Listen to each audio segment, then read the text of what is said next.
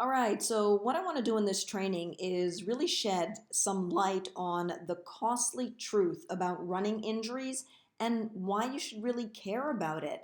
So, we talk to runners all the time, hundreds of them a year, and the ones that we speak to have been dealing with injury and pain for months. Many of them have been dealing with it for years. I'm talking 2 years, 5 years, 10 years, and even 15 years. And they've done a number of things to try to fix their injuries, to overcome them. And that includes doctors and chiropractors and physical therapists and massage therapists and lotions and potions and praying to the running gods and more. And it has been extremely costly, and they're not fully aware of the full impact of what this cost has been. So I wanted to put this training together so that you can have an insight into what this may be costing you, or if it hasn't costed you this yet, that it has the potential to cost you. And the first thing that I really want to go into here is the relationship between insurance and physical therapy, because physical therapy is absolutely phenomenal when it works. And I've gone to physical therapists so many times over the 25 years that I've been running, and like any profession, some of them have been better than others. But the thing is that physical therapy is designed to really address just the pain that you're in. It's designed to just address the symptoms that you're feeling in the moment.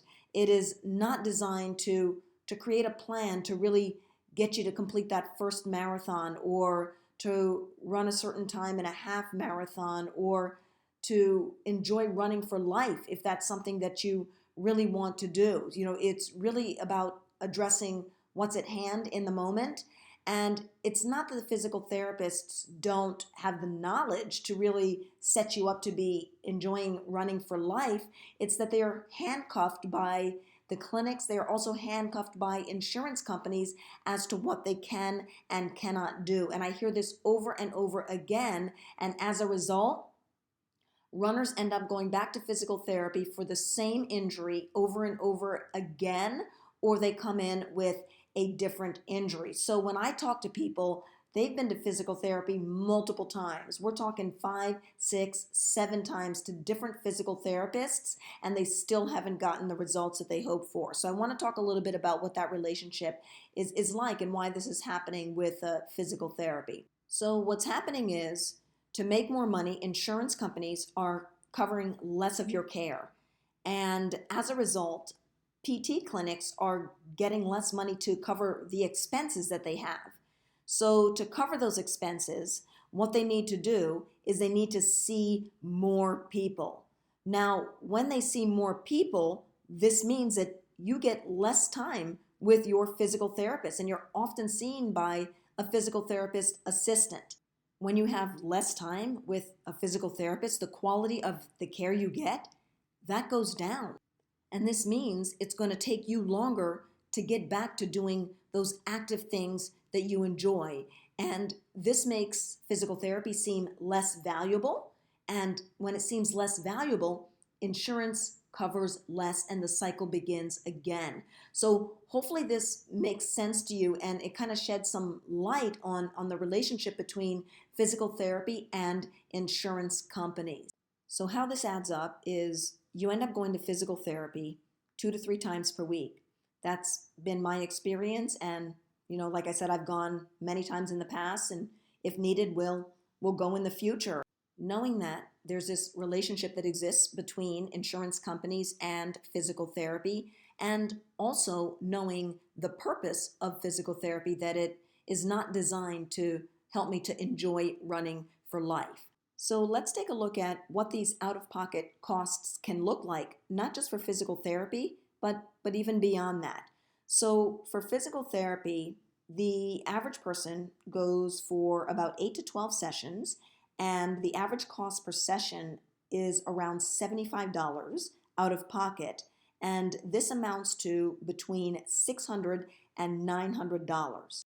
For chiropractic, it's similar to physical therapy in that you're going to 1 to 2, sometimes 3 sessions per per week, and that can really add up, but it ranges between $130 to $195 over a 3 month period. There's also massage, which is around $60 a session, and most people like to go 1 to 2 times a month, so that can add up to $120. And then there are orthotics, which are around $350 to $500 a pair. I know that I've personally invested over $3,000 in custom orthotics. And then there are drugs and painful injections. They're extremely costly, ranging from $98 to around $400 per session or even more. I remember speaking to a woman once who was telling me that her injections were costing her around $1,000 per month. And lastly, there's surgery, which is pretty much what everyone wants to avoid. And there's a range for that as well, around $10,000 to $50,000. And of course, these are all approximations, but the bottom line is that you can see that this really adds up. And when you expand it out, that it's tens of thousands of dollars. And this is not to mention all the other things like straps and bands and tapes and lotions and potions and this gadget and that gadget factored into it. It becomes exponentially more expensive. And this is why running injuries amount to billions of dollars of out-of-pocket expenses each year. I mean, I've personally spent upwards of $10,000 on things to try to overcome injury and to also stay injury-free so that I could enjoy running for life. So why you may care about what this is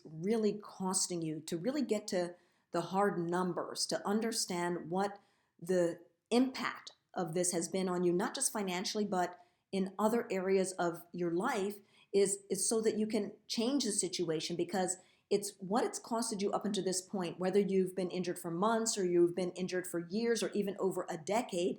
And then it's what is it currently costing you, and what is it going to cost you in the future if you don't get this handled now? What is that going to look like financially? What is that going to look like emotionally? What is that going to look like psychologically? Are you going to be the person that you want to be and be able to do the kinds of things that you want to do? Or is this going to be so infinitely and exponentially expensive for you that you're not able to take vacations, or you're going to have difficulty paying for your kids to go to college, or maybe you're in a situation where you're purchasing a new home, or you want to purchase a new car, or there are other hobbies that you engage in, or things that you're having to say no to because you're putting on all of these costs, year after year after year to try to overcome injuries and to also prevent injuries from happening. So finances is a big reason why you may care,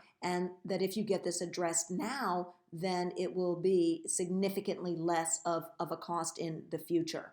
The other reason that you might care is time, because it takes time going to 2 to 3 weekly therapies a week. I mean, it is exhausting. Not just driving there, but the time that you're spending there, the time that it takes to drive home from the location, the time it takes to even put it on the calendar, to make the phone calls, to schedule, all of that adds up. So it might seem little in the moment, but it all adds up. And then it's the amount of psychological and emotional energy that you expend, on that time that you're taking to do those things, that I hear from people all the time that it is really exhausting. And the one thing that we don't get back in this life is time.